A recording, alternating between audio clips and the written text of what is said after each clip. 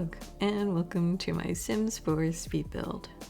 Today I am making this Gothic Victorian house, and it is completely base game, so if you like it, you can get off the gallery at roaringbug, and if you like my video, please like, subscribe, or leave me a comment. And if you'd like to reach me, you can follow me at my various social media platforms listed in the video description. So, without further ado, let me talk a little bit about this build. So, right now, as I start in all my builds, you're just seeing how I'm just doing the basic structure of the house. In the first image you saw, I'm basing this house off of a picture I found on Pinterest of a very spooky, creepy looking Halloween house. So this Gothic Victorian house is for, that Halloween mood. So I thought I'd get a jump start on things and make this house in The Sims. I had another house, but it's still in the works. But this one is, like I said, just base game only. So you don't need any additional packs or anything in order to download this house. And this house is kind of like your basic Gothic spooky kind of house to it, and I built it in the vampire world in Forgotten Hollow. So if you have the vampire pack, I would recommend just using it with this build, because I put a space in the attic for you to add your vampire coffin and any kind of other kind of spooky things you want to stick in that attic in order to have that Halloween feel. And what you're seeing right now is I'm trying to mess with that tower. I cut out some of my edits on that tower. I tried making it bigger, and then I changed my mind. And then I tried making it more fancier, and then I changed my mind. Because there's only so much you can do with a tower, because I thought about just making a fourth pillar on the tower and covering it with roof pieces, but it didn't work out. So I think it's better off just being a plain tower. And this house is very symmetrical, and I thought it looked pretty good, and I think it's pretty nice for a base game home. If you're new to building, sometimes it's pretty hard to try and figure out how to make a shape of a house, but from my experience learning how to build, it's more learning how to use the tools and how to add detail to a house in order to make it look the way you want it to look. It's not really that hard to make a style per se if you look online for a reference picture, because I've fallen back to just doing a lot of pictures based off of houses in real life or architectural drawings. And I've made some pretty interesting houses just based on pictures of architectural models too, just for inspiration. Because once you get the rough shape down, it's not too hard. Oh, so what I'm doing here is I'm covering the third floor with roof pieces. And I'm doing it this way so that I can have a flat top on the roof. So in order to get that look where the roof is flat on the top, you can do this thing here where you're just covering the entire roof with roof pieces. It's a little tedious, but I've done it a few times now where it's not so hard to do. It took me a while to figure out how to do the corners, where you just use a four-sided piece and just kind of raise it up to fill out that corner. But I like it because it gives you that look that you want for the roof, so that you have that attic space. because I didn't want to put like a fake attic space, because if you want, and if you don't want an attic space, you could just do a raised platform to fill out that space instead of filling it with a room. But I wanted the space to be functional in case you wanted to hide your spookiness in that attic. For those who are new to The Sims, if you want, you can play a ghost sim. They're playable, and they have a few like things they can do that are like occult-ish. Like they can possess people and they can do like other things. I can't really go into detail because I haven't really played around with ghost sims. I've only kept a ghost sim around because I did a gameplay where because I play legacy families, so I had a legacy family and I had a Sims half brother, and I wanted him to have a life, so I made it that he got married and I made him like have a family. But then Sims can die from being too emotional, so he died of being too happy, so he died of hysteria. And I was like, he cannot die, he's going to have twins. So I added him back into the household as a ghost. And you know, ghosts aren't like forever, because I think he disappeared around like his grandkids' generation. So yeah, that's something to think about. So now I'm adding this bump out here on the attic space because there's just not a lot of windows, and I kind of wanted to put at least one window that actually did something. So I made a large bump out for this window here, and I just put windows next to each other so that they would look a lot more fancier. And I just added these little like porch lights in the front and the back of the house. And the color scheme inside the house is going to be like a newspaper. It's just black, white, and red all over.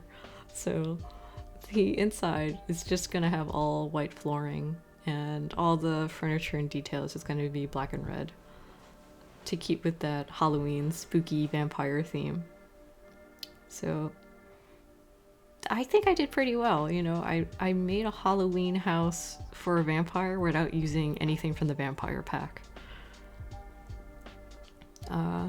So like I said, this is all base game.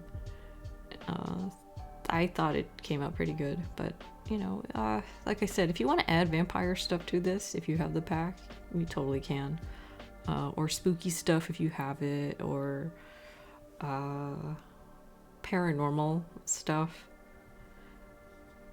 So yeah, if you want, you can add those, because that'll totally match the look of this house. Even the realm of magic fits really well with this Victorian style. So this area here, I'm putting down a chimney. I always like my chimneys to match up with my fireplaces. I know like it's not really necessary for the fireplace and stuff to be functional in the game. You just need to have two together. They don't have to actually line up together. But for my gameplay style, I like it that the chimney matches up with the fireplace. So when you're using just base game, you're kind of limited. So that is the only good looking fireplace in base game, and there's nothing I can do about it. So I have used that fireplace like in all of my Victorian base game builds. If you're new to my channel, if you like Victorian houses, I have about like roughly 10 Victorian houses that are just base game only that I have speed build videos of. So if you want, you could check them out. I do them in various colors and various styles. And I have a couple, I don't know if it's a couple, yes I do. I have like at least two that are historical homes based on real Victorian houses. One is the Blair Stokes house, and the other is the Painted Lady, the Pink Painted Lady house. So if you want, you can check those out. So this living room, like I said, it's got the spooky red motif going on here. And, you know, I just wanted this space to be functional. I don't really have a particular family in mind. I don't really dabble with casts that much outside of my own gameplay, because I mainly like doing building in gameplay, so I only have like a couple of CC, but it's only for like clothing and not really for like facial features or anything like that to mess with the Sims. It's just stuff for them to wear and, you know, furniture for them to have. But, you know, it's your game and you can play any way you want. This is just my personal gameplay style. So now I'm moving on to decorating this dining room area. And this house is just very traditional. In base game, there's only like really two styles you can probably do. It's either traditional or modern. So it's not too bad to do a very traditional looking home. And I wanted to put a little bit more decoration in this house. I don't really do too much decoration. I more or less just keep things very traditional looking. And I'm just putting little things here and there. If you like clutter, you're more than welcome to clutter up this house as much as you want. I'm just putting down the necessities. I don't really go too overboard with decor, but I do want this house to have stuff in it. I don't want it to look bare. So now I'm on to the second floor. So the second floor is just going to be bedrooms. So it is going to have, it ends up having 4 bedrooms on the second floor. And if you count the attic, it'll be like another bedroom. So it ends up being like a 5-bedroom, 2-bathroom house. And the thing about The Sims is that if you have a stairway and it's touching a wall of a room, it usually messes up how the roof's pieces intersect with the space. So I had to mess around with the roof in order to make it look like it's not clipping into the house. And that little section there, that's just going to be a bathroom. And I'm just keeping with the color theme of just having it, you know, black, white, and red all over. So that is, you know, just the color theme just to run with the house. I find it's easy to do the decor of a house if you have like a specific style or a color scheme. And you know, it's just easier if you got like a theme color going on. And I just wanted this house to have that spooky Halloween feel to it, and that's why I kept it with the red and black look. And I imagine that this room would probably be the master bedroom. So this is going to be the primary bedroom. And I just wanted to put a little bit of decor in this space and a chair for like reading or something. But, you know, most of the time your Sims are probably not gonna even bother with the furniture in this room, but they're just really good sized bedrooms. Usually, sometimes when I do bedrooms in houses, and especially in Victorian houses, they end up being smaller or weirdly shaped. But this is a very symmetrical house, so it's kind of hard to go wrong. So I didn't want it to make these kid bedrooms look too kiddie-ish, because I wanted the room to still look like it would be in this house. So I just went with just the decor look instead. If not, doing kid rooms is actually pretty liberating to do kind of crazy stuff, just because you can get away doing a lot more crazy or colorful things in a kid's room. So I imagine that this house is probably for a multi-generational home. I don't really have a specific family in mind for this house, so when I build, I usually just cover all my bases. So I just make enough bedrooms for every life stage in a house, and I do my best to fit as many Sims as I can. I roughly do builds that can fit like maybe 4 to 8 Sims. So 4, 6, or 8 Sims. Though I normally don't really play with households that are that big. I can only play with at least 4 Sims max. Any more than that I think would be too much for me to handle. But you do you. I don't know how many Sims you can play with. And they usually play like a normal lifespan, but I know people can either play lifespan short or long, but it's just the style that I like to play.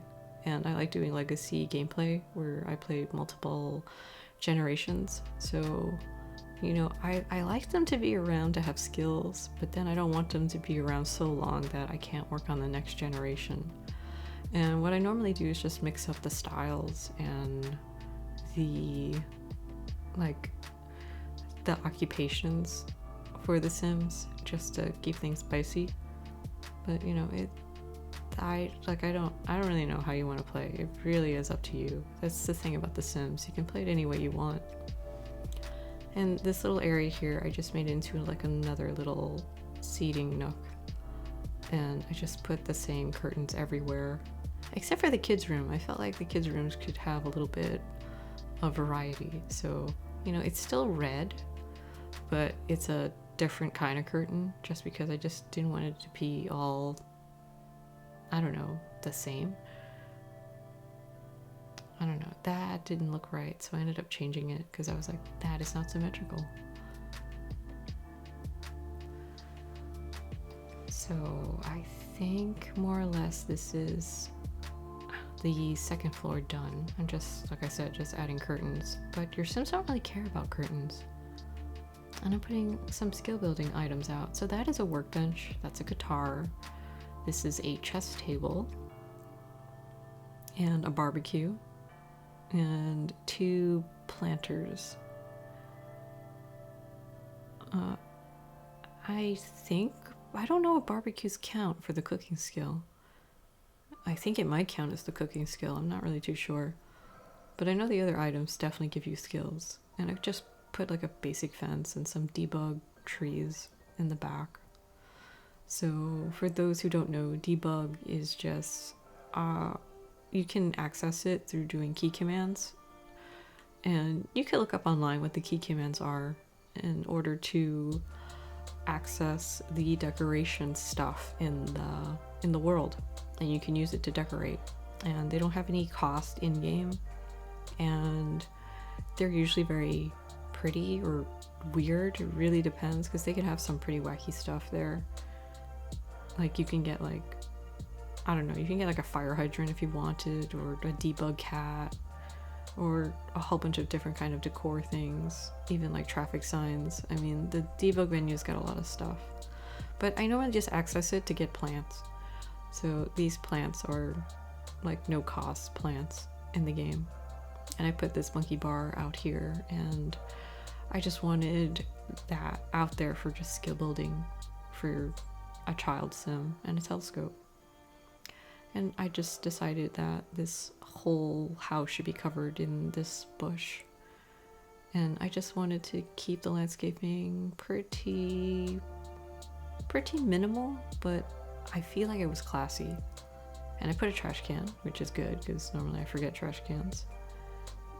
And now I remembered the attic, so I went back to do some decorating in the attic. So yeah. So I put this little area here so you can walk into the tower if you wanted to, and I decided to make it all brick like the outside of the house, so it's all matching. And a wooden floor, because I figured they wouldn't have like that kind of same floor all around the house. And this little area here is going to be access to the attic. So I thought stairs, and no, you can't fit stairs. So I put a ladder, and I decided to put a hidden bookshelf door to the attic. And I put a bed there because I figure I need to put something there. And some candelabras in order to make it look spooky spooky. But you know, if you want and you have the vampire pack, that's a perfect place to stick a coffin. So I'm just doing now some terrain paint just so that it looks like it belongs in this landscape area. And I don't do anything too crazy. I just did like 2 different kind of landscapes, like a stone one and just the dirt pathway. And I'm just testing out the lighting and fixing some stuff over, and that should be more or less it. So, thank you very much for watching my build. Goodbye.